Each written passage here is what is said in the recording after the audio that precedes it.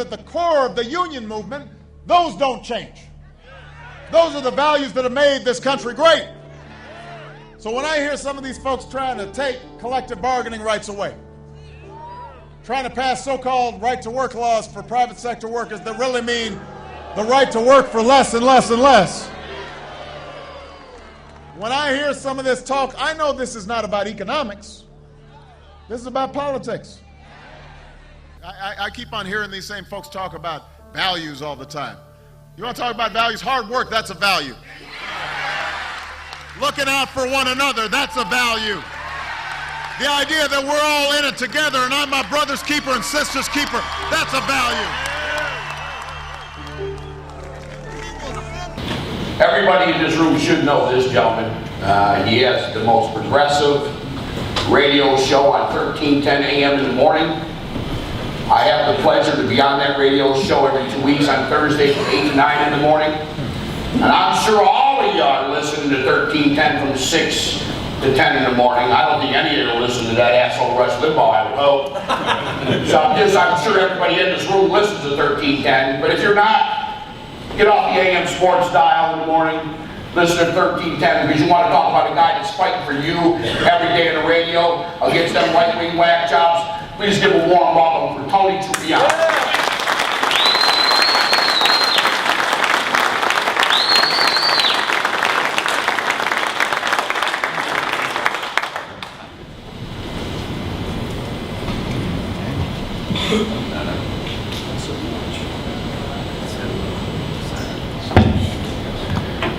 Good morning, brothers and sisters. It's a pleasure to be with you this morning. It always feels like I'm coming home when I come here. It's Sunday, so maybe this is going to sound a little bit like church, but probably not any church you've ever been to. I want you to think for a moment about where you sit at this very moment. The gentleman to the left of me's father did something so profoundly important that there are very few people that when we think about the birth of organized labor, we can utter that name in true honor to what he and others did to give us the lives we have today. You see, James Hoffa and Walter Reuther and other greats in the labor movement understood something that I think many of us have forgotten. And I mean no offense to any of you today.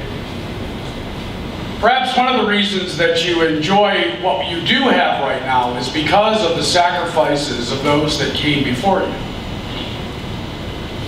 But now history needs to remember you. And it is up to you to define how history will remember you. Let's think about what needs to happen for a moment on November 6th.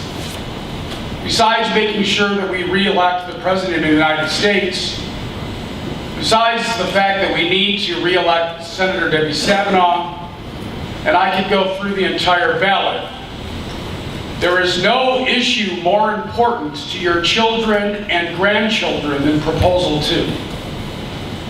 And if you think I'm being overly dramatic, then you don't understand the gravity of how critical Proposal 2 is to passage. If we do not pass Proposal 2, the lives you currently enjoy, as difficult as they are, as strenuous as it's been, will get worse. I can assure you that on November 7th, if Proposal 2 does not pass within 2 weeks, the Republican-controlled legislature will introduce right-to-work legislation that the governor will sign. How will history remember this generation of union activists? I'll make an assumption that by you being here today, perhaps you care a little bit more than some that aren't here. And I'll forgive those that are working. We should be bursting at the seams with people right now in this room. Now, I'm not ashamed. There's a nice, respectable turnout here today.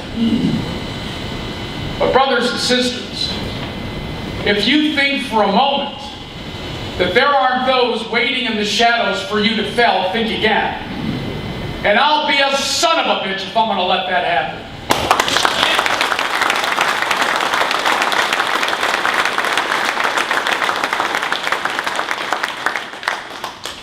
I get up every single morning with one singular thought. How can I make the world a better place? There is no better way to do that than to make sure that we enshrine in our Constitution the simple idea that collective bargaining is a right, not a privilege.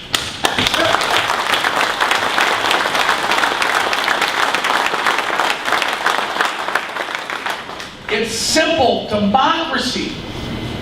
Don't listen to the lies. Don't be afraid to tell the truth. You all need to become evangelists for the movement. You need to talk to your friends and your family and your neighbors. You need to be a little crazy like I am and talk to people in the line at the grocery store. I ask everyone, everywhere I go, what do you know about Proposal 2? Doesn't matter the answer. I'm going to tell them what I want to tell them anyway. I just want to know what they know. I'm still astounded by how few people get it. And I'm telling you, literally 97% of the people I talk to say, well, why wouldn't I vote yes for that? That's the point. Now, let me explain something to you. First of all, I want to thank Mr. Moore and Mr. Hoffa. The Teamsters are a large contributor to my radio show. My program is owned independently of the radio station. Organized labor supports the work that we do on the air. And for years, I've been known as the voice of labor. And that's a badge of honor that I wear very proudly. But I want to change that a little bit. I want to be known as the voice for labor. You see, I'm tired of having to respond to the conversation. I want to start controlling the conversation. And the best way to do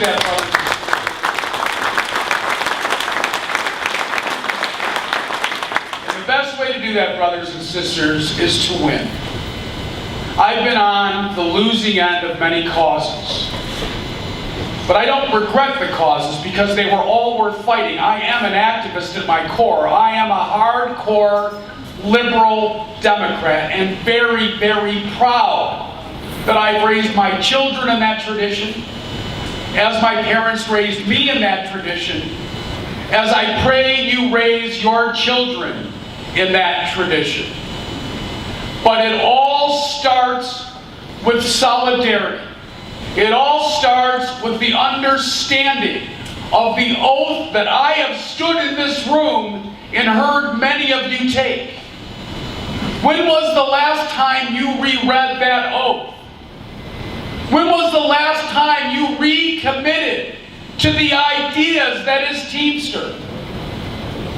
It isn't just about salary and benefits. Brothers and sisters, it's literally about our collective future. And you must hear me loud and clear. You must start to fight, not just for yourselves, but for those that came before you and those that must come after you.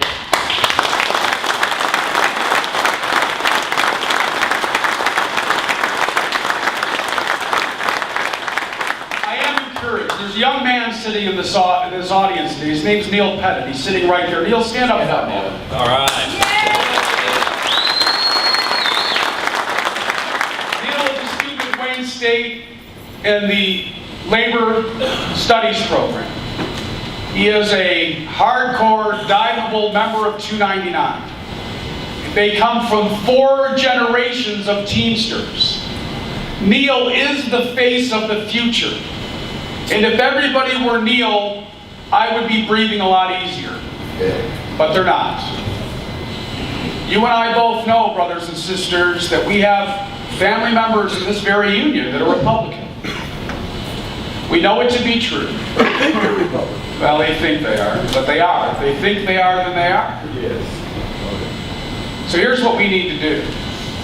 We need to be bigger, bolder, stronger, louder, prouder than they will ever be. And you know what? All you have to do is be yourself to be all those things. One of the real benefits of being in this movement, of being a Democrat, of being an activist, is that truly, just don't be afraid to be who you authentic already are. Be the voice.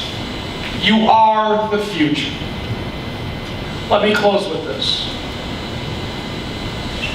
I have true love for America. I believe in God, and I believe that God has a hand in everything. I believe in the institution of organized labor. And I believe in everything that it's done, not just for people in the movement, but for people all over the globe. We still are the shining light on the hill. The entire world looks to us for guidance and direction. I ask you again, how will history remember this generation, which includes me? Will we be the generation that saved organized labor, or will we be remembered as the generation that let it slip out of our hands? You, each and every one of you, no more or less powerful than I or Mr. Hoff or Mr. Moore or anybody else in this room. We all have one inalienable right, and that is to vote. It is unconscionable to think that you wouldn't at least do that. When you look in the mirror tomorrow morning, ask yourself a very simple question. Am I doing enough for history? Am I doing enough to save my brothers and sisters, my children and my grandchildren? Am I honoring what my parents and grandparents fought, literally shed blood for, and died for? Ladies and gentlemen, this isn't just about your job. And it's not just about your life. It's about a legacy that this country must hold on to. I ask you once again, recommit to the idea of what your oath stands for. And remember, if you remember nothing else over the next 4 weeks, that everything you do from this moment on affects the lives of people the world over. And again, if you think I'm just being overly dramatic, you're not paying attention. I refuse to let the Republicans win one more time. And I know if we walk together, if we march in solidarity, if we show them our unity, if we speak in one collective voice, they won't just hear our message, they will feel it. Because when it comes to kicking ass, no one does it better than a Teamster.